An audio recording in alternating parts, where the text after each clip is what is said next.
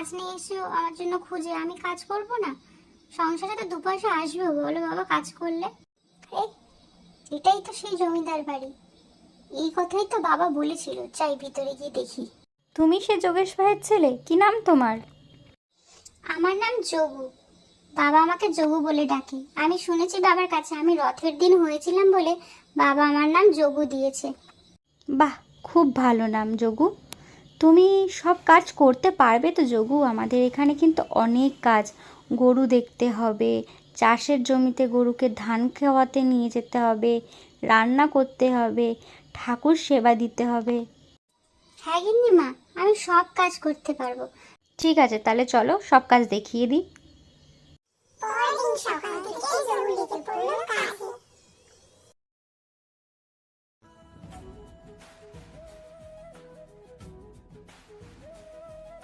হে ঠাকুর, তুমি কি আমাদের এই দুঃখ দুর্দশা কি চোখে দেখতে পাও না? আমাদের এই গরিব ঘরের মানুষকে কি তুমি পছন্দ করো না? রাজামশাই, আমার খুব কষ্ট হয় যোগুকে দেখে, জানেন? যদি আমাদেরও একটা সন্তান থাকতো, সেও হয়তো এভাবেই থাকতো। তাকে হয়তো আমরা পাঠশালায় পাঠাতাম।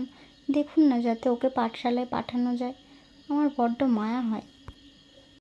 জানো তো, যোগুকে দেখে আমার না বড্ড কষ্ট হয়। যোগু ঠিক আমাদের সন্তানের মতন। আমাদের যদি একটা সন্তান থাকতো, সেও হয়তো যোগুর বয়সেই হতো। আমিও চাই যোগু পড়াশোনা শিখুক। যোগুকে পাঠশালায় পাঠানোর আমি ব্যবস্থা করছি।